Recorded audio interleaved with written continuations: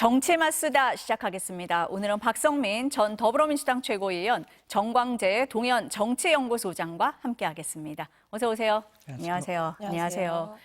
윤석열 전 대통령에 대해 4개의 재판이 진행 중인데요. 그중 첫 결심 공판이 있었습니다. 특검이 체포방해 혐의에 대해선 징역 5년, 국무위원들의 심의 의결권을 방해한 혐의에 대해선 징역 3년, 비상계엄 선포문 허위 작성에 대해선 징역 2년을 구형했습니다. 총합 징역 10년을 구형을 했는데요. 먼저 최고위원님, 이 정도 예상하셨습니까? 어떻게 보셨어요? 일단은 이제 중요했던 부분이 그 경호처를 이용해서 경호처를 사병화해서 정당한 공권력 집행, 공무 집행을 방해한 그런 행위가 있었잖아요. 그러니까 이게 특수공무집행 방해죄가 있는 건데 이게 최대 구형량이 7년 6개월이라고 하더라고요. 근데 그에 비해서 지금 사실 그 이상의 형량이 나올 거다. 왜냐하면 그 외에도 여러 가지 혐의가 섞여 있는 상황이기 때문에 지금 보면 계엄 선포문을 사후에 만들고 결재하고 폐기했던 그런 혐의에 대해서도 2년이 구형이 된 거고 국무위원들의 그 심의 의결권을 침해했다. 그 외에도 이제 비화폰을 인멸했다. 이 부분에 대해 3년이 추가로 이제 구형이 된 거거든요. 그런 의미에서 특검이 어떤 대통령이 본인의 지위를 남용해서 그리고 본인의 권력을 활용해서 정당한 공무 집행을 방해하고 국무위원들의 심의 의결권을 침해했다라는 점에 대해서 굉장히 강하게 비판을 하고 구형을 했다라고 생각을 하고 저는 적절한 조치를 했다라고 보고 있습니다. 그래서 지금 이 사안이 윤 전 대통령 측에서는 내란 우두머리 그 혐의에 대한 재판이 마무리된 뒤에 이 부분의 판단을 받아야 된다라고 얘기를 하지만 결국 이 재판이 벌어지게 됐던 가장 중요한 부분 중에 하나는 대통령의 본인의 권력을 이용해서 정당한 공무집행, 그러니까 체포영장의 집행을 방해했다라는 사실, 그 부분이 중점적인 내용이었기 때문에 별도로 이렇게 빠르게 선고하는 것 자체는 문제가 없어 보입니다. 어떻게 보셨어요, 소장님?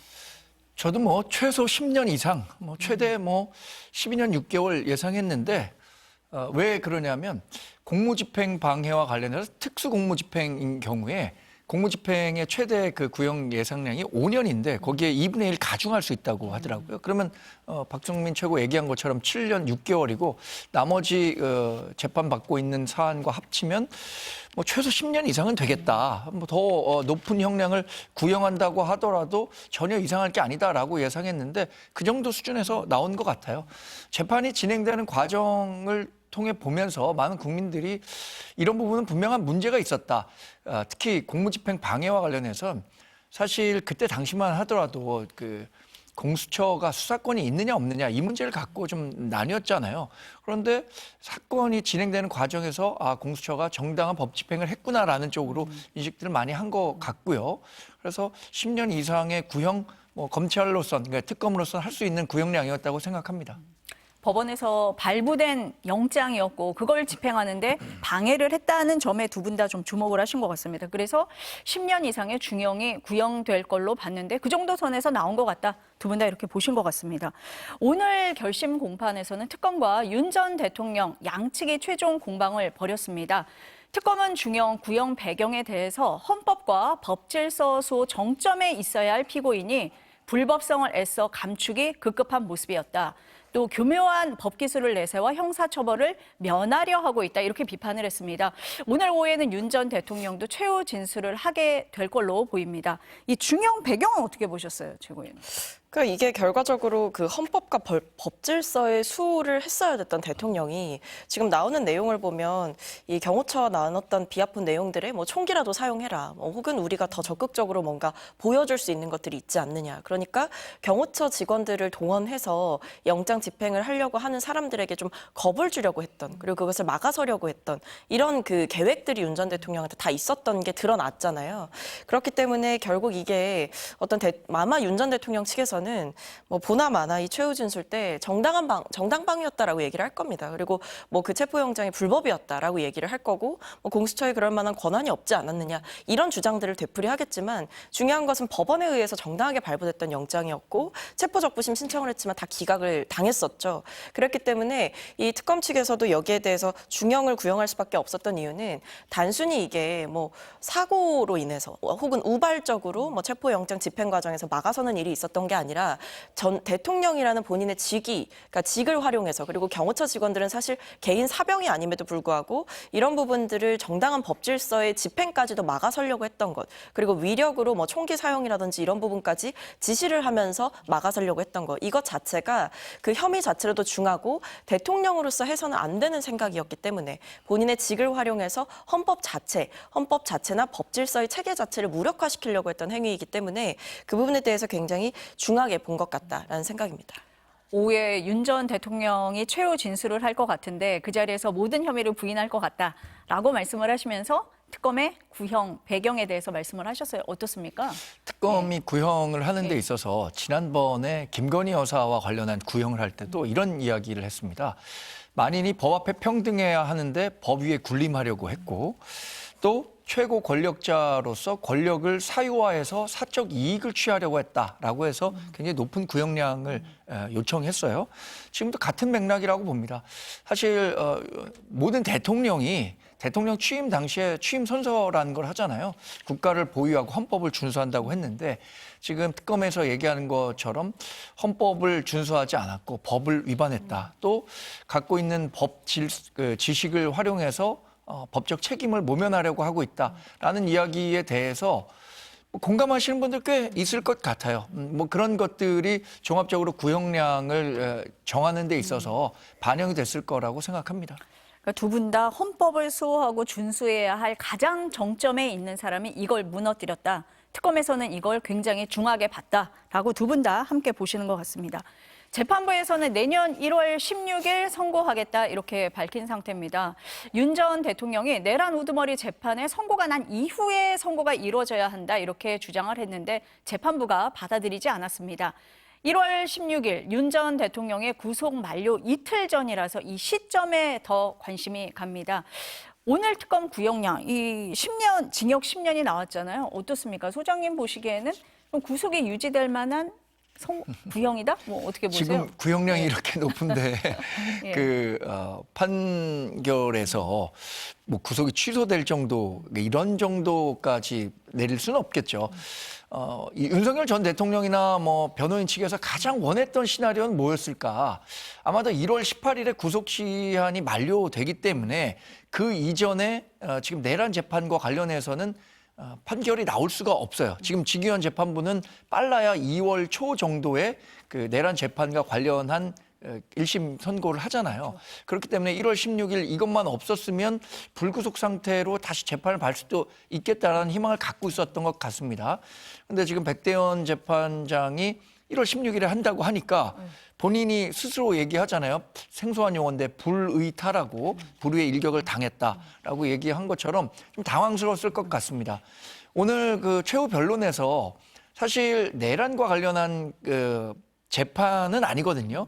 그럼에도 불구하고 윤석열 전 대통령은 지금 생각해 보건대 정치적 재판이다. 이거 내란과 관련해서 본류의 재판이 아직 끝나지도 않았는데 이런 식으로 재판을 진행하는 것 자체가 의도가 있다라는 식의 메시지들을 내서 본인 그 지지자들을 규합하려고 하는 그 정도 메시지가 또 나올 것 같아서 걱정입니다, 사실.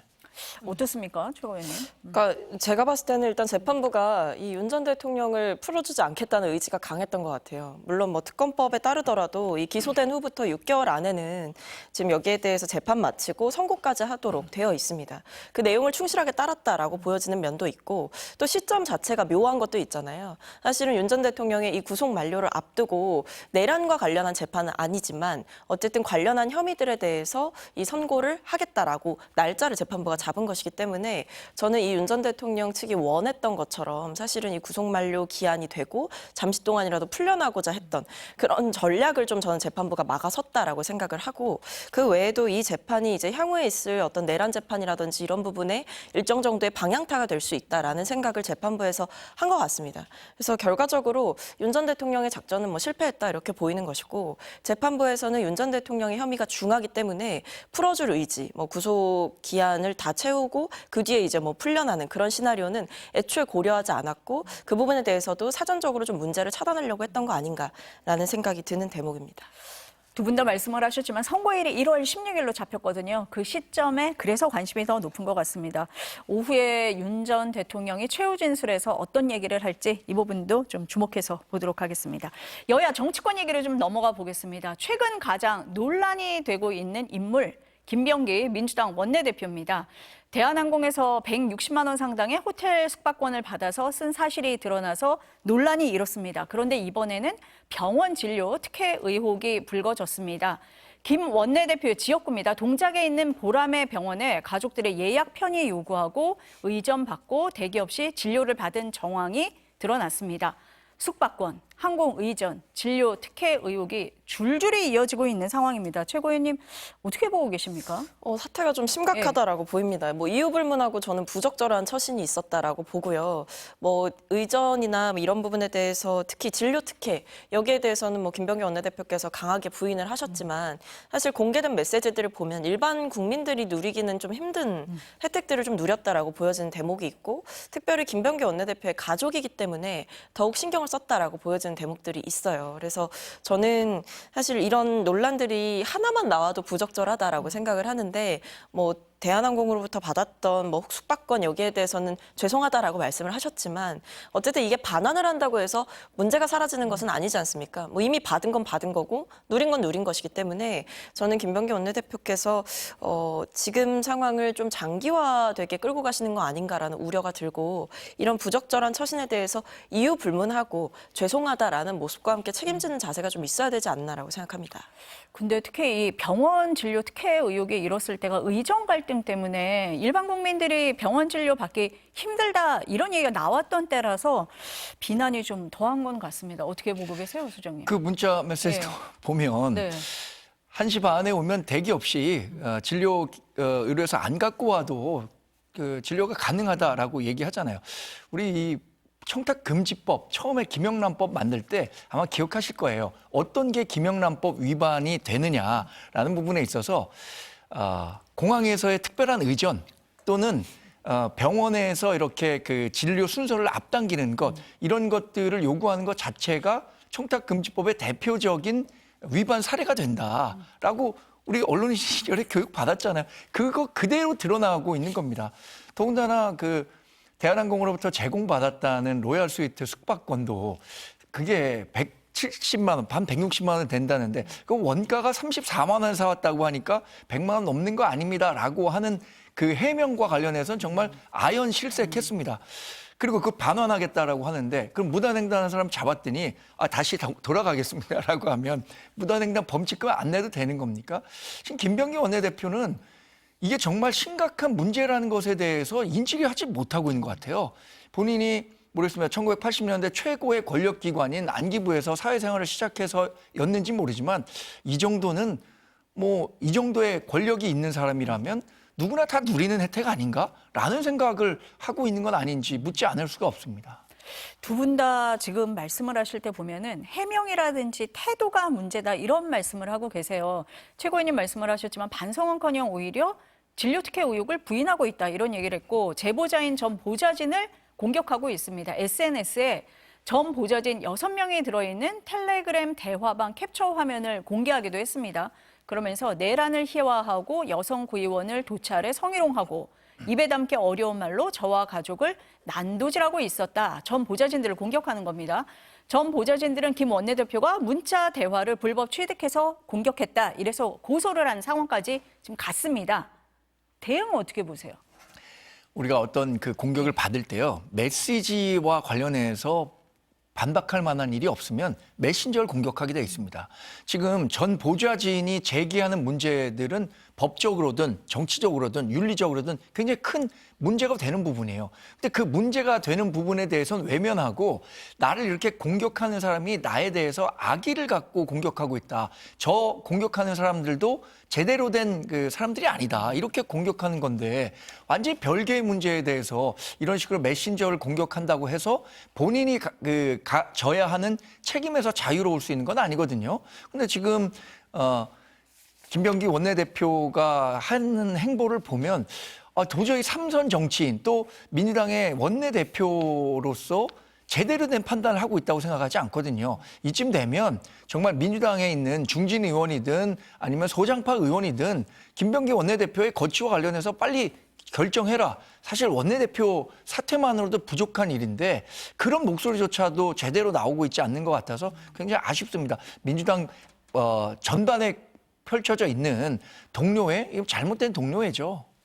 어떻게 보세요, 배우? 글쎄요, 뭐 잘못된 네. 동료회라고 하기에는 네. 당 내부에서도 질타가 이어지고 있는 상황이고 의원들께서 뭐 특별히 엄호하거나 비호하거나 하고 있는 상황도 아니고 사실은 당대표께서도 이번에 직접 또 사과를 하시기도 하셨거든요. 그렇기 때문에 저는 뭐 당내에서 여기에 대해서 옹호하는 여론이 높지 않다라는 말씀은 전해드리겠고 지금 어떤 보좌진들의 텔레그램 대화방을 공개한 것은 저는 뭐 적절한 처신은 아니었던 것 같습니다. 그러니까 왜냐하면 오히려 논란이 더 커질 수 있고 사실은 당사자들 간의 어떤 그 공방이 더 이어질 우려가 있기 때문에 사실은 이 상황 자체를 좀 진화하기보다는 더 키우는 면이 있어서 아쉽다라는 생각이 들고요. 사실 뭐 보좌진들과의 관계가 어땠고 혹은 그 보좌진들이 어떤 목적으로 제보를 했는지 뭐 이 부분도 이제 원내대표 입장에서는 마냥 어떤 공익적 목적의 제보가 아니다라는 점을 강조하고 싶으셨겠지만 그와 별개로 지금 드러나고 있는 내용들, 폭로되고 있는 내용들은 이유 불문 부적절한 행동이었던 것은 맞기 때문에 오히려 그런 일에 대해서 보다 철저하게 반성하고 변명을 붙이지 않는 모습이 더 맞았겠다라는 생각이 들어서 어떤 이런 내용, 대화방의 내용을 공개해서 보좌진들과의 관계에 대해서 세부적으로 이야기를 하고 지금 제보자들에 대한 어떤 얘기를 하는 것은 사실 지금 상황에서 보좌진들과의 관계가 중요하다기보다 김병기 원내대표에게 부적절한 어떤 일들이 있었느냐, 그러니까 부정한 특혜를 받았느냐, 혹은 부정한 혜택을 누렸느냐 이 부분에 대해서 묻고 있는 거거든요. 그렇다면 여기에 대해서는 뭐 보좌진들에 대한 이야기를 할 게 아니라 본인의 국한에서 이야기를 하는 게 맞다. 그게 문제의 본질이다라고 생각합니다. 자신에 대한 의혹에 대해서 얘기를 해야 되는데 그 얘기를 했던 전 보좌진들에 대해서 공격을 하는 게 맞느냐 두 분 다 이렇게 말씀을 하고 계세요. 지금 최고위님 말씀하셨는데 정청래 대표가 오늘 오전에 기자회견 열었습니다. 김병기 원내대표 의혹과 관련해서 국민께 사과했는데요. 이 부분 들어보시겠습니다. 본인도 아마 고심이 클 것으로 생각합니다. 저도 이 사태에 대해서 매우 심각하게 지켜보고 있습니다. 당 대표로서 이런 일이 발생한 것에 대하여 국민 여러분들께 정말 죄송하고 송구스럽습니다. 사과드립니다. 며칠 후에 원내대표께서 정리된 입장을 발표한다고 하니 저는 그때까지 지켜보겠습니다. 앞서서 소장님이 당 중진 원로들 소장파 뭐하냐 이렇게 말씀을 하셨는데 박지원 의원이 이런 얘기했습니다. 보좌진을 탓하기 전에 본인이 어떤 처신을 했는가 반성하는 계기가 돼야 한다 이렇게 지적을 했습니다. 지금 들으셨지만 정청래 대표가 뭐라고 얘기를 하냐면 며칠 뒤에 김 원내대표의 입장 표명이 있을 거다 지켜보겠다라고 했습니다. 어떤 입장 표명 있을 것 같으세요? 거취까지 얘기가 될까요? 사실 그 부분에 대해서는 뭐 제가 예단해서 말씀드릴 수 있는 내용은 아닌 것 같습니다. 왜냐하면 뭐 입장 표명이 있을 거다라는 것은 뭐 예견된 사실이지만 그게 뭐 거취까지 갈지는 사실은 입장 발표까지 어떤 여론의 흐름이라든지 아니면 뭐 추가적인 폭로가 더 나오는지 이런 부분들이 좀 변수가 될 것 같고요. 지금 원내대표께서도 뭐 거취에 대해서 밝히겠다 이렇게 얘기를 하신 상황은 아닌 걸로 알고 있습니다. 그래서 뭐 본인이 좀 정리된 입장 혹은 뭐 더욱더 철저하게 사과하고 반성하는 입장을 낼지 혹은 그것이 사과와 반성을 동반한 원내대표직을 내려놓겠다라는 것까지 갈지는 어떤 여론의 흐름이나 추이 그리고 뭐 지금 나오고 있는 당내의 여러 가지 목소리들을 갈무리해서 판단하시지 않을까 싶은데 지금 나온 내용들을 봤을 때는 사실 지금까지의 대처도 그렇고 뭐 거취 표명에 대해서 좀 명확하게 정리할 필요는 있어 보입니다. 그래서 결국 이게 지금까지의 대응은 어떤 보좌진들에 대한 뭐 비판도 하셨고 뭐 여러 내용들에 대해서 인정하신 부분도 있지만 부인하고 있는 내용들도 있기 때문에 거기에 대해서 좀 더 사실관계를 명확하게 하는 게 필요할 것 같고 그 외에도 이제 본인이 진정으로 반성한다라고 한다면 어떤 방식으로 그 부분을 진정성을 입증할 수 있으며 뭐 재발 방지나 아니면 그 이전에 있었던 일들에 대한 책임을 어떻게 질 수 있는가 이건 사실 저는 거취 표명 말고는 답이 없지 않을까라는 생각이 들어서 아직 원내대표께서 거치까지 얘기를 하겠다라는 입장은 아니더라도 여론의 흐름이나 당내에서 여러 가지 고견이 있을 걸로 보이기 때문에 입장 표명하는 시점에 뭐 거치 문제까지도 얘기를 하셔야 되는 상황이지 않을까라고 저는 개인적으로 보고 있습니다. 아니, 제가 발언 듣다가 갑자기 생각나서 그런데 당대표가 며칠 뒤에 입장 표명할 거라고 공개적으로 지금 얘기를 했잖아요. 그럼 혹시 당 지도부 안에서 이 얘기가 좀 사전에 논의가 되지 않았을까라는 생각이 들기도 하는데 어떨까요? 어떤 그 예. 입장을 뭐를 표명할 거다라는 거에 대한 얘기까지는 아마 상세하게 아니지만. 안 하셨겠지만 어쨌든 지금 사태가 심각하니 지도부 입장에서도 이 내용에 대해서 뭐 본인에게 물을 수도 있는 것이고 어떻게 대응할 것인가, 뭐 당 차원에서 어디까지 대응을 해줘야 되는가 이런 부분은 충분히 지도부 입장에선 고민스러울 수 있죠. 근데 이제 만약에 보통 이런 논란이 있으면 당사자가 본인이 뭐 언제까지 이 부분을 정리해서 말씀을 드리겠다라고 하면 또 그 부분을 어느 정도는 받아들여 주기 때문에 지금 원내대표께서 아마 확실한 그 데드라인을 좀 제시하신 게 아닌가 싶습니다. 어떻게 들으셨어요? 이미 예. 예, 반성과 사과로 마무리할 수 없는 수준까지 이번 사태는 진행됐다고 봅니다. 김병기 원내대표에 대해서 다양하게 제기되는 의혹들 사실 오늘도 또 나왔어요. 그 아들이 국정원에 근무를 하고 있는데 국정원 근무하는 업무의 과정의 일부를 김병기 원내대표실, 그러니까 소속 보좌관들에게 시켜서 그걸 해결했다는 거 아닙니까? 이런 이야기들 계속 나올 수밖에 없고요. 지금까지의 대응, 뭐 이런 것들도 저는 빵점이라고 봅니다. 앞으로 뭐 정청래 대표가 얘기한 것처럼 지켜보겠다? 저는 그 시기가 금명간 될 것 같아요. 그러니까 오래 기다릴 일도 아닙니다. 김병기 원내대표는 본인의 거취를 통해서 민주당에 적어도 더 큰 부담을 주는 일은 없어야 할 것 같다고 생각하고요. 뭐 그런 결과로 갈 거라고 생각합니다. 지금의 이 진실 공방, 이게 사실 진실 공방도 아니죠. 문제를 제기하는 전 보좌진들은요. 이런 생각했습니다. 지금 오늘만 살고 있는 거예요. 지렁이도 밟으면 꿈틀한다고 하지 않았습니까? 김병기 원내대표가 막강한 권력을 갖고 있어요. 사실 거대 야당의 원내대표라면 못할 일 없습니다. 그런데 본인들의 일자리와 관련한 이야기들에 대해서까지 뭐 관여하려고 했다라는 의혹을 갖고 있잖아요. 그러니까 이분들로서는 본인들이 갖고 있는 자위적인 성격에서의 이런 얘기를 하고 있다고 봐요. 그 폭로를 하는 순수성이 있느냐 없느냐 그 문제가 아니라 폭로하는 내용이 과연 정치인으로서 적절한 행보였느냐 그거에 대한 판단을 그 국민들은 요구하고 있는 거거든요. 저는 굉장히 많이 늦었다고 생각합니다. 이미 그 본인의 거취를 결정하는 과정에 있어서도. 그럼 정 대표가 데드라인을 줬다 이렇게 보세요? 저는 여하튼 굉장히 금방 정리될 것 같아요. 왜냐하면 계속 버틸수록 이 보좌진들이 갖고 있는 여러 카드라는 게 정말 상상하기 어려울 정도로 많은 부분들을 갖고 있을 거라고 생각하거든요. 이런 생각도 듭니다. 한편으로는. 지금 쿠팡에 대해서 국민 정서가 굉장히 나쁘잖아요. 그런데 쿠팡은 어떤 식으로든 외부의 힘, 네트워크를 이용해서 이거 버틸 수 있다라고 생각하고 안이하게 대응하는데 지금 김병기 원내대표가 대응하는 모습을 보면 꼭 그 모습인 것 같아서 국민 정서를 전혀 이해하지 못하는 것 같습니다. 뭐 이제 다음 주 초쯤에는 아마 정리된 입장이 나올 걸로 알고 있습니다. 그렇다고 한다면 뭐 주말 중에라도 어떤 여러 가지 판단이 이루어지겠죠. 그래서 저는 지금 사안 자체로만 보면 사실은 거취 표명까지 해야 되는 사안이라고 보이는데 아직 본인이 어떤 추가적인 해명을 더 할 수 있는 상황이다라고 판단하기 때문에 좀 결정이 늦어지고 있는 거 아닌가라는 생각이 들지만 결국 이 주말이 좀 분기점이 되지 않을까 싶습니다.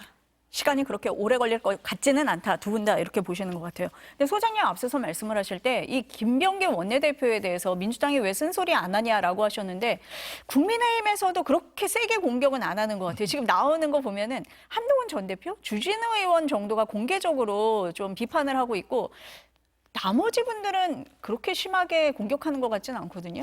그런데 저는 네. 이 문제를 은근히 좀 즐기고 있는 거 아닌가라는 생각도 들어요. 가만히 있으면 민주당 내에서 더 큰 갈등으로 번져질 것이고 우리가 가만히 있어도 본인들 간의 갈등, 그러니까 김병기 민주당 원내대표하고 보좌진들 간의 갈등은 추가적인 폭로가 나와서 국민 정서에 어긋나는 일들이 계속 나올 것이다라고 생각할 수도 있을 것 같고요.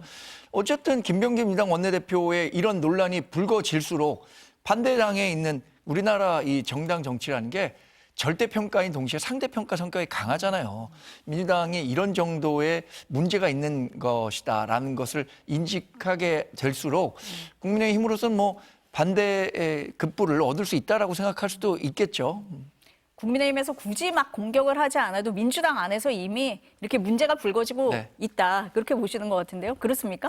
글쎄요, 뭐 예. 국민의힘에서 왜 공격을 구체적으로 안 하는지까지는 모르겠는데 본인들 내부 사정이 시끄러우니까 여기까지 못 하는 건지 혹은 이 부분을 공격했을 때 오히려 이 국민의힘 인사들도 어떤 부적절한 특혜나 접촉이 있었는지에 대한 비판을 받을 것이 우려스러워서 그러는 것인지는 본인들만이 알겠지만 어쨌든 이 내용 자체가 당 내에서도 민주당 내에서도 지금 문제가 되고 있는 상황이기 때문에 뭐 추가적으로 본인들이 할 일은 아니다라고 생각하는 걸 수 있겠다 싶습니다.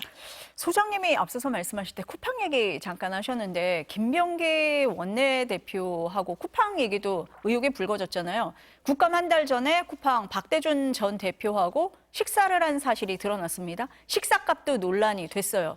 그리고 이 오찬 이후에 쿠팡으로 이직했던 김 원내대표의 전 보좌진들이 인사상 불이익을 받았다라는 의혹도 제기가 됐습니다. 이후에 전 보좌진들이 김 원내대표와 관련한 특혜 의혹 더 많이 폭로하기 시작을 했고 많은 언론이 다루고 있습니다. 소장님께서 앞서서 더 나올 거다 이런 얘기를 하셨거든요. 왜냐하면 보좌진들과 국회의원들은 내밀한 내용까지 함께 공유하는 경우가 많습니다. 그 관계가 좋을 때는 그게 뭐 외부로 노출되는 일이 없으니까 그냥 뭐 대강 넘어가는 경우가 있죠. 사실 또 비슷한 예가 있죠. 지금 박나래 씨와 매니저들 간의 갈등도 뭐 연예인과 매니저 간의 뭐 어떤 갑질 문제라든가 이런 것들도 그 내밀한 내용을 알고 있는 매니저들이 폭로하지 않으면 알지 못하는 거거든요. 그래서 지금 김병기 원내대표가 상당히 불리한 싸움을 왜 이렇게 계속 끌고 가려고 하는 건지 저는 이해할 수가 없다는 말씀을 다시 한번 드립니다. 지금 보좌진들은 한 본인이 근무했을 때 했었던 내용들과 관련해서 무지하게 많이 갖고 있을 거예요. 이거 아직 공개되지가 않아서 그렇지 버티면 버틸수록 김병기 의원에 대해서 뭐 정치적인 문제가 될 수 있는 부분. 더 나아가서 아까 그 대한항공에서 받았던 그 문제는 청탁금지법 100만 원 이상에 해당한다고 전 보거든요. 그 이상의 문제들도 얼마든지 나올 수 있다고 봅니다. 그러니까 청탁금지법 논란도 일고 있고 또 당시에 소속된 상임위가 뭐 정무위나 국토위였기 때문에 문제가 있다라는 지적도 있고 이런 의혹들이 계속 나올 거다. 어떻습니까? 그러니까 뭐 아무래도 이제 보좌진들과 의원이 내밀한 관계였던 것은 맞기 때문에 추가적인 폭로의 우려도 분명히 있는 상황이죠. 실제로 뭐 추가적인 폭로가 계속 있었습니다. 계속 있었고 이 원내대표께서 입장을 밝히신 걸 보면 뭐 추가적인 폭로가 예정되어 있다라는 얘기도 들었다라는 취지의 문구도 포함이 되어 있어요. 그래서 아마 이 사태가 계속해서 번져나갈 거다라는 우려가 있었던 것 같고 그러다 보니까 이제 본인도 강경하게 대응할 수밖에 없었다라는 입장을 저 SNS에 이 대화방을 공개할 때 어느 정도 표명하셨다고 생각합니다. 근데 뭐 만약에 이런 뭐 인사상 불이익을 주려고 했던 내용이 있었다라고 한다면 사실 뭐 그거 자체도 부적절한 행위인 거죠. 근데 이제 원내대표께서 본인은 그런 일이 없다라고 부인을 하신 상황이기 때문에 일종의 진실 공방이 있는 것 같고요. 다만 이 당 입장에서 봤을 때 어쩔 수 없이 내포되어 있는 리스크는 말씀하신 대로 이 보좌진들과 의원이 지내면서 나눈 대화와 또 여러 가지 해결했던 내용들이 굉장히 내밀한 영역까지도 좀 포함되어 있다라는 특수한 관계이기 때문에 그 과정에서 추가적인 폭로가 더 나올 거다라는 점은 사실 예상할 수밖에 없는 부분입니다. 그래서 제가 말씀드렸듯 여기에 대해서 원내대표께서 금명간의 입장 발표를 하겠다라고 하는 것은 사실 오래 걸릴 수 없는 일인 것도 맞는 거죠. 왜냐하면 계속해서 뭔가가 나올 것이라는 지금 예고편이 이어지고 있는 상황이기 때문에. 오늘 뭐 정청래 대표도 며칠 뒤에 입장 표명이 있을 거다라면서 시점 얘기까지 한 상황이기 때문에 어떤 내용으로 입장이 발표가 될지는 좀 지켜보도록 하겠습니다. 우리가 쿠팡 얘기했는데 쿠팡 소식을 좀 자세히 좀 얘기를 해보겠습니다. 쿠팡이 크리스마스 휴일이었던 어제 개인정보 유출 사태와 관련해서 자체 조사 결과를 기습적으로 발표를 했습니다. 김용범 대통령실 정책실장이 주재하는 쿠팡 사태 긴급회의를 불과 20여 분 앞둔 그런 상황이었습니다. 쿠팡 주장은 이렇습니다. 정보 유출자가 3,300만 개 계정에 접근은 했는데 실제 저장한 정보는 3천여 개에 불과하다. 그리고 제3자 유출 정황은 없다라는 게 쿠팡의 주장입니다. 정부는 확인 안 된 주장이라면서 강력히 항의를 했습니다. 먼저 소장님, 네. 이 상황 어떻게 보셨어요? 정말 깜짝 놀랐어요. 네. 어떻게 쿠팡이 본인들이 이렇게 일으킨 일에 대해서 본인들이 결국 3,300만 개가 아니라 3,000개밖에는 노출이 안 된 겁니다. 그러니까 유출이 안 된 겁니다. 라고 얘기한다면 국민이 그것을 신뢰할 수 있을까요?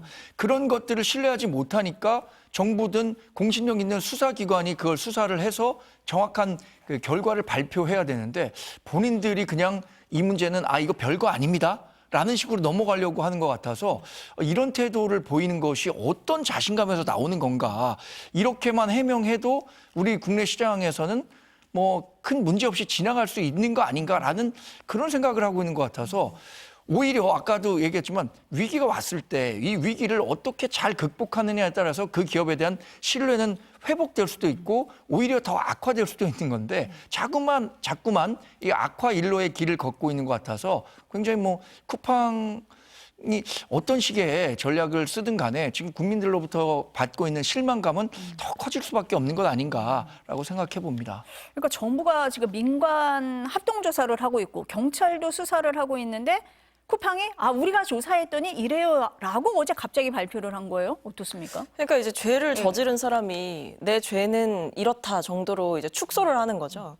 그러니까 일종의 셀프 면죄부를 주는 거고요. 물타기를 하고 있다고 생각합니다. 그러니까 지금 3,300만 개 계정에 접근했으나 실제 저장한 정보는 3,000개다. 그러니까 이 말은 뭐냐면 3,300만 개 정보가 유출된 거 아니냐라는 비판이 일고 있는데 아니다. 3,000개밖에 안 된다. 이런 해명인 거거든요. 근데 심지어 본인들이 조사한 거잖아요.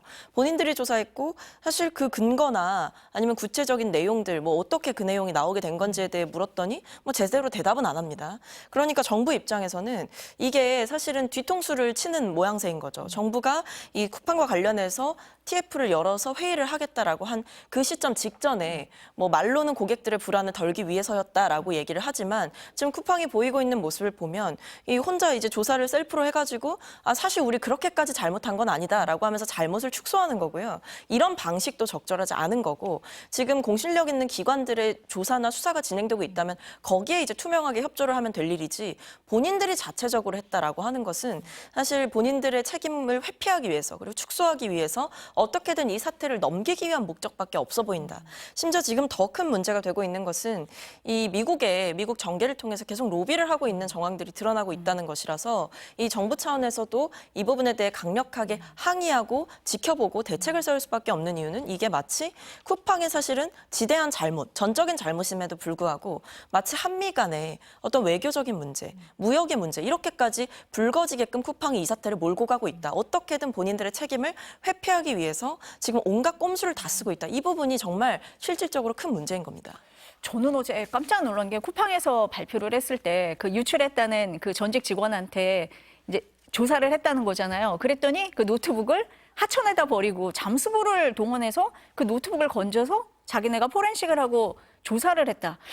근데 사진이나 동영상은 없다. 이 부분도 굉장히 믿기 어려웠고 지금 최고위원님 말씀하신 부분 미국 정가에 로비를 했다. 뭐 상장한 이후에 150억 원 정도, 160억 원에 가까운 돈을 쓴 걸로 지금 드러나고 있거든요. 어떻습니까, 소장님? 어쨌든 뭐 본인들이 그 PC를 복원해서 포렌식을 했다. 이것도 굉장히 부적절하죠. 그렇죠. 왜냐하면 민관 수사가 진행 중인데 본인들이 갖고 가서 한다는 것은 일종의 증거 인멸의 가능성까지 의심해 볼 수밖에 없거든요. 그래서 대단히 부적절한 일이었다고 생각하고 지금 쿠팡이 미국에 상장돼 있고 법인도 미국에 있기 때문에 지금 우리 한국 정부에서 하는 뭐 행정적 제재나 경제적 부과 뭐 대상된 거 이런 부분도 좀 피해갈 수 있을 거라고 생각하는 것 같아요. 저는 일단 우리 정부는 감정적인 대응을 하면 안 된다고 생각합니다. 왜냐? 이것을 결국 원하는 바는 쿠팡은 한미 간의 어떤 통상 분쟁이나 이런 걸로 이끌어서 어떤 식으로든 그 제재 기준을 낮추려고 하는 것 같은데 그럴 것이 아니라 정부는 굉장히 냉철하게 행정적, 법적 근거 내에서 대응을 하고 사실 지금 붕괴해야 하는 것은 한국 국민이죠. 쿠팡이 매출의 90%를 한국 시장에서 이렇게 일으키고 있는데 우리가 지금 기업들에게 강조하고 있는 것이 이른바 ESG잖아요. 기업도 그 시민의 한 그 존재로서 공동체에 기여를 해야 하는데 공동체에 어떤 해악을 일으켰는데 이것에 대한 사과도 하지 않고 재발 방지 또 보상 이런 부분에 대해서 등한히 하려고 하는 거잖아요. 이것에 대해서는 저는 소비자가 결국에는 뭐 응징해야 하는 부분이라고 생각합니다. 어제 보니까 정부가 범정부 차원의 지금 TF를 구성을 하고 있는데 그전에는 과기부 2차관이 주재를 했는데 지금 부총리로 격상을 시키고 확대를 하고 있거든요. 어떻게 해야 된다고 보세요? 그러니까 실제로 이제 성탄절이었던 어제 이 범정부 TF 회의를 열었어요. 대통령실에서. 그래서 뭐 정책실장을 포함해서 대통령실에서 외교 안보 라인들까지도 이제 뭐 참석을 했다. 그러니까 뭐 안보 3차장도 배석을 했다라고 하거든요. 그러니까 이게 과기정통부 장관을 장으로 이 범부처 TF를 격상했다라고 하는 것은 단순히 어떤 한 부처에서 맡아서 진행해야 되는 그런 문제를 넘어섰다 이거는. 왜냐하면 이제 쿠팡이 이 문제를 외교적 사안으로까지 끌고 가서 본인들의 방패막이를 만들려고 하는 상황이기 때문에 결국 적극적으로 이 대한민국 정부에서도 외교 안보 라인을 통해서 미국 측에 정확한 정보를 전달하고 어떤 쿠팡 측의 입장만이 전달돼서 이것이 마치 한미 간의 갈등처럼 불거지게 되는 상황만큼은 막아야 되는 거겠죠. 그래서 이 외에도 지금 진행되고 있는 이 여러 가지 뭐 민관 합동 조사라든지 이런 부분들에서도 쿠팡 측의 내용에 대해서 이번에 발표한 내용에 대해서 뭐 쿠팡 측으로부터 제출도 받고 내용도 다시 한번 확인해 보겠다라고 하고 있는 상황이라 면밀한 팩트 체크가 좀 있을 것으로 보이고요. 이외에 또 대통령께서 좀 강조하고 계신 것은 어떤 이 개인 정보를 이제 뭐 불법적으로 유출되고 혹은 고객들이 피해를 봤을 때 기업의 책임지는 태도가 너무 책임 자체가 너무 약한 것 아니냐 그런 의미에서 뭐 과징금이라던가 좀 강하게 뭐 다른 해외 사례와 비교를 해봤을 때에도 강화할 필요가 있다 이런 얘기들을 하고 있기 때문에 정부 차원에서 할 수 있는 내용들을 총동원해서 규제든 제재든 수사든 아니면 그 외에 외교적인 대응까지도 불사하겠다라는 입장인 것 같습니다. 두 분 다 기업의 사회적 책임을 강조를 하셨는데 뭐 미국에 상장돼 있고 글로벌 기업이라서 이 책임을 피해갈 수 있다. 이거는 쿠팡이 정말 잘못 생각하고 있는 거 아닌가 두 분 다 지적하시는 부분인 것 같습니다. 통일교 특검 얘기 좀 해보겠습니다. 여야가 통일교 의혹 특검을 실시하기로 뭐 사실상 다 합의를 한 상태입니다. 그런데 특검 후보 추천권을 누가 가지고 갈 거냐, 수사 대상을 어디까지 둘 거냐를 두고는 평행선을 달리고 있습니다. 특히 특검 추천권을 놓고 국민의힘에서는 개혁신당과 조국혁신당이 합의 추천하도록 하자 이렇게 했는데 민주당은 아니다라는 입장이고 오늘 정청래 대표가 오늘 중에 이 특검법 발의하겠다라고 얘기를 했는데 제3자 추천을 얘기를 하고 있습니다. 근데 뭐 누구라고 얘기는 안 했지만 민주당에서는 헌재나 민변 이 정도 생각하는 것 같습니다. 완전히 생각이 지금 다른데요. 어떻습니까? 뭐 아직 이제 민주당에서 어느 주체로 해야 된다라는 명확한 낸 적은 정리된 없어요. 입장이 나오지는 예, 않았어요. 아마 그 안을 고민하고 있는 상황인 것 같고 처음에 당에서 냈던 입장은 여야가 이렇게 한 명씩 추천을 하자 특검을 그렇게 얘기를 했던 내용이었는데 이제 제3자 추천이 아니면 이 합의가 요원해 보이니 제3자 추천에 대해서도 민주당이 열려 있다라는 입장을 표하는 과정에서 언론 보도를 통해서 뭐 민변 등 여러 이제 단체들을 검토를 하고 있다라는 것인데요. 아마 핵심은 저는 뭐 민주당에서 어느 주체를 세울 거냐에 대한 고민은 계속 있겠지만 핵심은 이 국민의힘에서 주장하는 것처럼 법원행정처의 추천을 받자라는 부분은 이 지금 민주당에서 계속해서 제기해왔던 어떤 사법부에 대한 불신 이런 부분과 연관지어 봤을 때 그 안은 봐줄 수가 없다라는 그 입장이 공고한 것이고 나머지 3자 추천 특검을 진행한다라고 하는 것은 열려 있는 것이고 그 주체를 누구로 할 것인지에 대해서는 아직 내부 정리가 안 된 상황으로 보입니다. 근데 저는 사실 일단 통일교 특검은 시간을 좀 더 끌면 안 되는 문제라고 보이거든요. 그래서 당에서 이 받기로 했다라고 한다면 뭐 국민의힘과 개혁신당이 논의했던 안을 그대로 받는 것은 어렵다라고 저도 생각을 합니다만 그럼에도 뭐 국민의힘과 민주당을 제외한 객관적 주체를 세워야 된다라는 부분에 대해서 공감대가 있다면 뭐 개혁신당과 뭐 조국혁신당 차원에서 추천하는 이 특검 후보를 받는 방향도 전격적으로 좀 고민을 해봐야 되는 상황이 아닌가 싶습니다.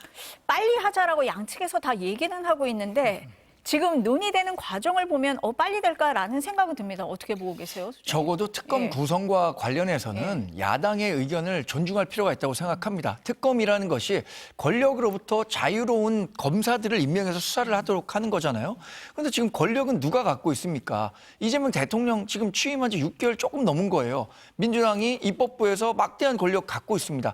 그런데 그 특검을 출범하는데 그 권력을 가진 민주당이 추천하는 인사를 대통령이 임명하도록 한다면 특검의 취지와는 전혀 맞지 않는 거죠. 그리고 헌법재판소와 민변을 얘기합니다.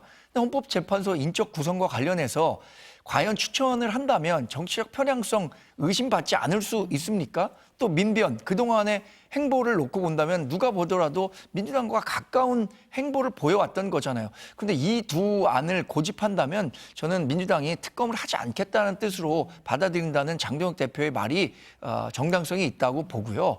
결국에는 어떤 식으로든 합의안을 마련해야 될 텐데 그렇다면 지금 뭐 개혁신당이나 조국혁신당 두 당이 추천해서 결국 한 명을 임명하는 데는 대통령이 할 거 아닙니까? 그 정도의 아니면 전 충분히 설득력이 있다고 생각하는데 이 정도 안도 받지 않는다면 뭐 민주당의 진정성은 의심받을 수밖에 없을 겁니다. 근데 아무래도 이 통일교 특검에서 이제 수사를 하게 될 때 사실은 여야 할 것 없이 수사 대상이 되는 거잖아요. 그렇다면 이미 국민의힘은 내부에서 뭐 김건희 씨를 비롯해서 권성동 의원까지 지금 구속이 되어 있는 상황이고 부적절한 유착 관계가 있었다라는 점이 어느 정도 확인이 된 상황이라고 보입니다. 근데 이 상황에서 국민의힘이 주도해서 특검을 추진한다라고 하는 것도 사실 민주당 입장에서는 받아들이기가 어렵죠. 왜냐하면 국민의힘이 본인들이 깨끗한 주체가 아닌 상황에서 본인들 주도의 어떤 특검 후보를 이제 만들겠다라고 하는 것 자체가 개혁신당과 아무리 논의를 했다라고 하더라도 개혁신당과 국민의힘이 논의했던 내용을 고스란히 수용하는 것은 민주당 입장에서 어려웠기 때문에 논의가 조금 평행선을 달린 부분은 있었다라고 생각을 합니다. 그럼에도 민주당이 특검을 받겠다라고 했고 그 뒤에 이 추천 단일을 누구로 할 것이냐에 대해서는 사실 공방은 어쩔 수 없이 있어야 되는 부분이라고 생각하고 당내에서 제3자 추천의 안까지 열어놨다라고 한다면 국민의힘도 본인들이 고집하는 안만을 내세울 것은 아니다라고 보여서 저는 오히려 다른 쪽에서 국민의힘을 제외한 야당들 차원에서의 그 정치적인 타결안을 민주당이 받거나 아니면 합의되는 어떤 제3자 추천 안에서 법원행정처를 제외한 그 내용에 대해서는 충분히 서로가 좀 열어놓고 논의를 해봐야 되지 않나 싶습니다. 수사 범위는 어떻게 보세요? 지금 이제 당에서 뭐 아직 확정적으로 얘기를 하고 있는 것은 아니지만 이 통일교 측의 건축 비리까지도 좀 포함을 해서 들여다봐야 된다라는 얘기도 나오고 있는 것으로 알고 있고요.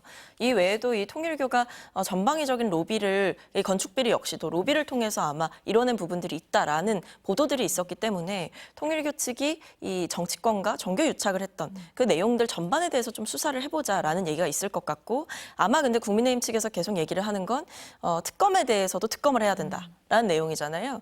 거기에 대해서는 아마 좀 받기가 어렵지 않을까 싶습니다. 어때요? 수사 범위는? 그런데 네, 왜 네. 특검에 대해서 특검을 하자는 부분에 대해서 받아들일 수 없는 거죠?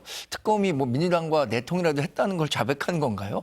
그러니까 지금 특검이 같은 시기에 국민의힘과 민주당에 똑같은 뭐 어떤 식으로든 어프로치를 했다는 건데 국민의힘에 대해서만 특검은 수사를 했던 거잖아요. 그래서 그 기간이 도과됨으로써 지금 전재수 의원 같은 경우에는 공소시효가 넘지 않았냐 이 문제까지 하고 있는데 과연 특검에서 어떤 일이 있었던 건지 실제로 민주당에 제기됐었던 것은 봐주려고 했었던 건 아닌지 그 규명해야 되는 거 아니겠습니까? 저는 특검의 범위를 무작정 넓히는 것은 옳은 방향은 아닙니다만 이 부분은 반드시 포함시켜야 한다고 생각합니다. 근데 결국 핵심은 정교유착 문제이기 때문에 이 통일교 측과 이 정치권의 부적절한 커넥션 이 부분을 밝혀보자고 특검을 하는 거잖아요.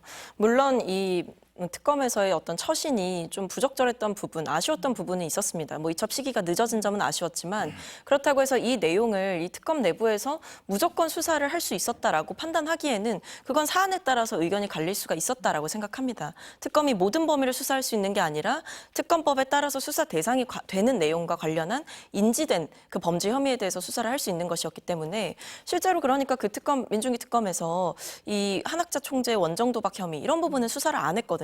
자료를 받았다고 하더라도 그런 차원에서 특검의 판단이 있었기 때문에 거기에 대해서까지 특검의 범위를 넓히는 건 다른 목적이 있다. 이 통일교와 정치권의 부적절한 커넥션을 밝혀내는 데에 좀 더 집중을 해야 된다라고 생각합니다. 그 장동혁 대표가 민주당이 이번 주 안에 답을 내놓지 않으면 특단의 조치를 강구하겠다라고 했잖아요. 근데 이후에 지금 이준석 개혁신당 대표하고 장동혁 대표가 같이 공동 단식하는 얘기도 나오고 뭐 여러 방안이 나옵니다. 어느 정도 뭐 가능성이 있는 얘기예요? 특단의 조치가 뭐 딱 단식을 규정했다고 하기는 어려울 것 같습니다. 그럴 것 같긴 합니다. 다양한 정치적 카드. 과거에 우리 추석 앞두고 이제 장외 집회 같은 것도 했었는데 오히려 저는 지금 여론의 지지를 받고 있는 이런 사안들을 통해서 장외 집회를 한다면 훨씬 더 정치적 파급력이 클 것이라고 생각하기 때문에 뭐 그런 것도 고려할 수 있을 것 같고 개혁신당과의 연대는 저는 이런 부분과 관련해서는 반드시 필요하다고 봅니다. 그리고 또 개혁신당도 뭐 다른 문제와는 별도로 이 지금 특검과 관련해서는 국민의힘과 같은 입장을 보이고 있으니까 정말 강성 선명 야당으로서의 모습을 보일 수 있는 계기가 마련됐으면 하는 바람입니다. 뭐 지방선거까지 염두에 두고 연대를 하느냐 뭐 이런 얘기가 나오는데 그건 너무 먼 얘기고. 근데 저는 그 부분을 해결하는 데 있어서는 네. 장동혁 대표가 갖고 있는 기본적인 스탠스가 어떻게 변화하느냐에 따라 다른다고 봐요. 그러니까 윤석열 전 대통령의 관계, 계엄, 탄핵과 관련해서 이게 지금 보이는 것과는 전향적인 입장을 보이지 않으면 이준석 대표가 장동혁 대표의 손을 쉽게 잡을 수 있겠습니까? 지난번 대선 과정에서도 김문수 후보 손도 못 잡았던 거잖아요. 그런 그 정치적 스탠스 차이가 워낙 크기 때문에 뭐 그건 앞으로 좀 살펴볼 문제인 것 같습니다. 보수연대 얘기가 나오긴 하지만 전제 조건은 있다라는 말씀으로 이해를 하겠습니다. 오늘 두 분 말씀은 여기까지 듣겠습니다. 감사합니다.